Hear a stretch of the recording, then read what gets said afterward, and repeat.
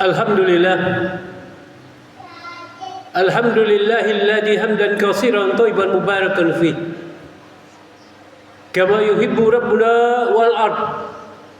Asyhadu an la ilaha illallah wahdahu la syarikalah. Wa asyhadu anna Muhammadan abduhu wa rasuluh. Allahumma salli wa sallim wa barik ala sayyidina wa habibina wa syafi'ina maulana Muhammadin sallallahu alaihi wasallam. Fa ya ayyuhal muslimun hadirun rahimakumullah, usikum wa iyaya bitaqwallah wa ta'atihi la'allakum tuflihun. Wa qala ta'ala fi kitabil karim wa huwal asdaqul qailin. A'udzu billahi minasy syaithanir rajim. Bismillahirrahmanirrahim. Ya ayyuhalladzina amanu taqullaha haqqa tuqatih wa la tamutunna illa wa antum muslimun. Wa qala aidan ya ayyuhan nas ittaqu rabbakum wallazi khalaqal lakum min nafsin wahidah wa khalaqal minha zawjaha wa basha minhuma rijalan katsiran wa nisaa. Wattaqullaha allazi tasaluna bihi wal arham innallaha kana 'alaikum raqiba. Ya ayyuhalladzina amanu taqullaha wa qulun qawlan sadida yuslihu lakum a'malakum wa yaghfir lakum dzunubakum wa may yuti'illah rasulahu faqad faza fawzan 'azima. Fa inna hasrul hadis fi kitabillah wa khairul hadi Muhammadin sallallahu alaihi wasallam wa syarrul umuri muhdatsatuha. Fa inna kulla muhdatsatin bid'ah wa kulla bid'atin dhalalah wa kulla dhalalatin finnar. Ikhwani jumratul mukminin rahimakumullah. Pertama-tama dan terutama mari kita panjatkan puji dan syukur kehadirat Allah Subhanahu wa taala. Karena di siang hari ini Allah Subhanahu wa taala memberikan kita begitu banyak nikmat. Di antaranya nikmat kesehatan, kesempatan, kekuatan, sehingga kita boleh melangkahkan kaki datang ke masjid ini, tempat yang penuh dengan berkah, rahmat, hidayah, ampunan Allah ini, untuk kita sama-sama menjalankan salah satu perintah Allah, yaitu salat Jumat secara berjamaah. Artinya bahwa Allah Subhanahu wa taala masih mencintai dan menyayangi kita. Artinya bahwa Allah Subhanahu wa taala masih menginginkan kebaikan-kebaikan dari diri kita. Kita juga patut bersyukur kepada Allah Subhanahu wa taala karena telah diberikan kita nikmat iman dan Islam. Itulah nikmat yang paling besar yang sudah selayak dan sepantasnya kita syukuri. Kita juga diperintahkan oleh Allah Subhanahu wa taala untuk bertakwa kepadanya sebagai bentuk pengaduan diri kita kepada Allah Subhanahu wa taala. Perintah takwa ini difirmankan Allah Subhanahu wa taala dalam surat Al-Imran ayat 102 yang berbunyi, A'udzu billahi minasyaitonir rajim. Bismillahirrahmanirrahim. Ya ayyuhalladzina amanu taqullaha haqqa tuqatih wa la tamutunna illa wa antum muslimun. Dikatakan oleh Allah Subhanahu wa taala, hai orang-orang yang beriman, bertakwalah kamu dengan sebenar-benar takwa kepada Allah. Hanya tunduk dan patuh kepada satu-satunya pencipta segala sesuatu, baik yang di langit, di bumi, di kedalaman lautan, dengan sebenar-benar tunduk dan patuh. Dan jangan sekali-kali kalian meninggal dunia kecuali dalam keadaan beragama Islam. Selawat dan salam semua kita curahkan kepada baginda Nabi Muhammad sallallahu alaihi wasallam beserta keluarga, para sahabat, dan semoga kelak di yaumul akhir kita juga mendapatkan syafaat beliau. Ikhwani jumratul mukminin rahimakumullah. Lewat mimbar yang berbahagia ini, saya sebagai khatib berwasiat pada diri saya sekaligus mengajak kita semua, marilah kita terus meningkatkan iman dan takwa kepada Allah Subhanahu wa taala. Karena sesungguhnya iman dan takwa itulah yang akan menghantarkan kita menggapai surganya Allah Subhanahu wa taala, menggapai kesenangan dunia dan akhirat jemaah sekalian.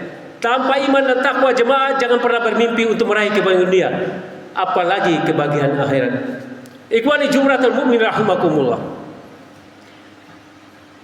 Perintah takwa jemaah sekalian dikhususkan bagi orang-orang yang beriman jemaah sekalian.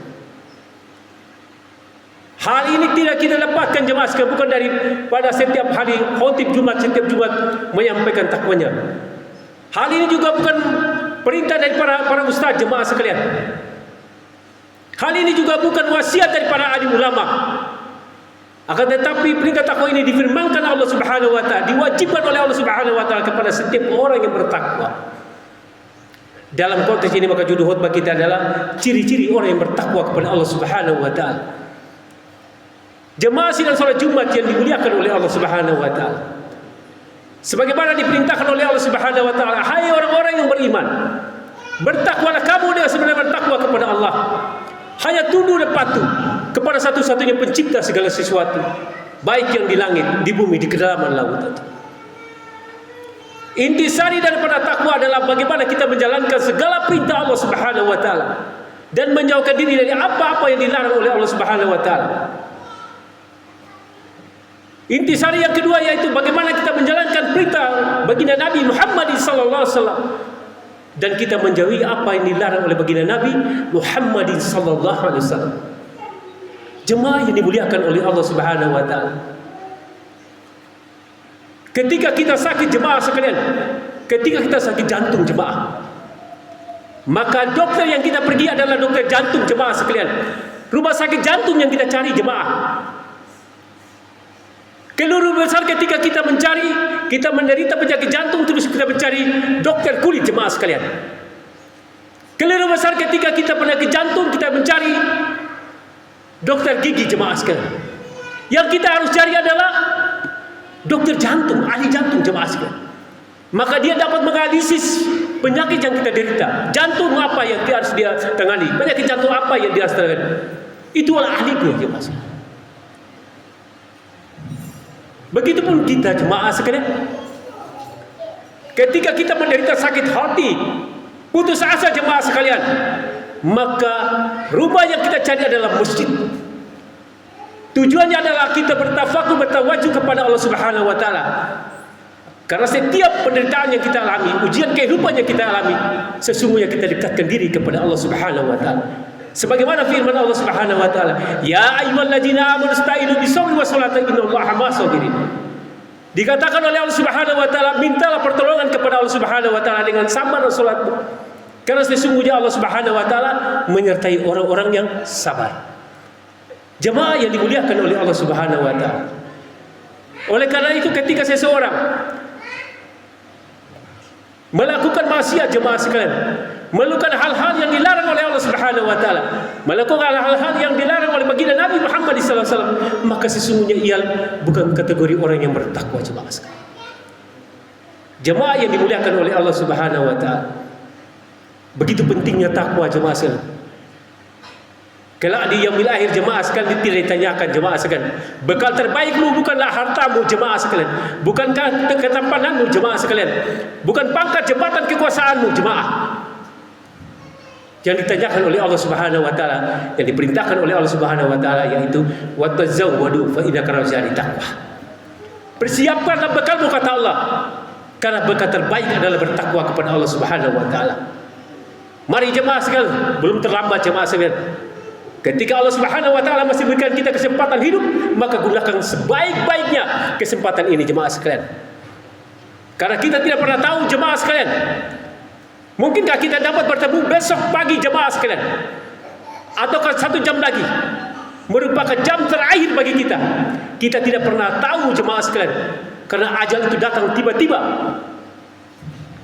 Dan ketika datang tidak bisa dimundurkan walaupun sesaat, dan tidak bisa dimajukan walaupun sesaat.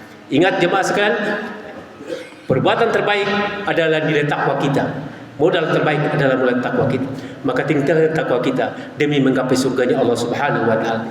Semoga dengan khutbah yang sederhana ini menjadi bahan perenungan dan evaluasi bagi kita sejauh mana kita menempatkan diri